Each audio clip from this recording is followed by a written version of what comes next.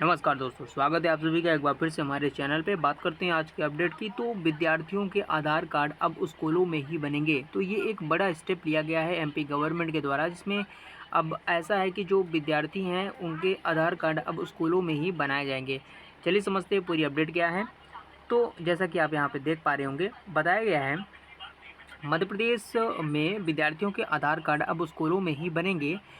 विशेष अभियान 18 अगस्त 2025 से। तो इसके बारे में थोड़ी सी पूरी बात समझ लेते हैं। अभियान का नाम उन्होंने दिया है विद्यार्थियों के लिए आधार अब विद्यालय के द्वार। मुख्य बिंदु यहाँ पे अगर हम देखें तो क्या क्या चीज़ें निकल के इसमें सामने आ रही हैं, उसमें बताया गया है कि इसकी जो आरंभ तिथि है वो 18 अगस्त 2025 को है। और इसमें चरणों में काम किया जाएगा, जिसमें प्रथम चरण में 40 ज़िलों में एक साथ काम शुरू किया जाएगा, जो लगभग 1 से 2 महीने तक चलेगा। इसके अलावा आगे बात करें तो द्वितीय चरण इनका शेष 15 ज़िलों में सितंबर 2025 के पहले सप्ताह से ये चालू हो जाएगा। इसके अलावा सहयोगी संस्थान की बात करें तो राज्य शिक्षा केंद्र व UIDAI यानी कि जो आधार से रिलेटेड काम करती हैं, इन दोनों लोगों का समन्वय साथ में रहेगा। तो ये दोनों ही संस्थान मिलके ये पूरा काम करने वाले हैं। और इसका जो टारगेट है वो ये है कि 100% छात्रों का आधार नामांकन व बायोमेट्रिक जो है अपडेशन समय से कर लिया जाए। बायोमेट्रिक अपडेट की बात करें तो इसको इन्होंने 2 चरणों में बांटा हुआ है। पहला MBU यानी बायोमेट्रिक अपडेशन जो है वो 5 से 7 वर्ष की उम्र में करेंगे और ये बिल्कुल निःशुल्क रहेगा। दूसरा चरण का MBU यानी 15 से 17 वर्ष की उम्र में रहेगा। ये भी प्रोसेस जो है कम्प्लीटली निःशुल्क रहेगा। लेकिन इसके बाद बताया गया है कि जो 17 वर्ष के बाद के बच्चे हैं या फिर जो 17 वर्ष के बाद के जो भी छात्र छात्राएं हैं, उनको बनवाने के लिए यहाँ पे शुल्क देना पड़ेगा। 7 वर्ष से अधिक उम्र के बच्चों के लिए भी यहाँ पे शुल्क लागू किया जाएगा। तो ये सारी चीज़ें यहाँ पे बताई जा रही हैं।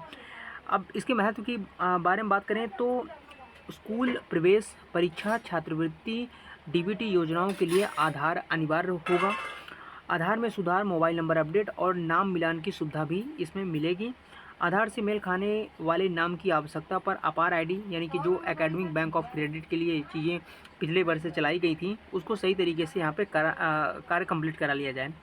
और वहीं बात करें अपार आईडी क्या है, तो जो भी जुड़े रहे होंगे स्कूल शिक्षा विभाग से, तो उनको पता होगा कि पिछले साल ही MP गवर्नमेंट ने ऐसा स्टेप लिया था कि छात्र की डिजिटल शैक्षणिक पहचान के लिए एक कार्ड बनाएंगे। तो वो सारी चीज़ें अपार ID के अंतर्गत आएंगी।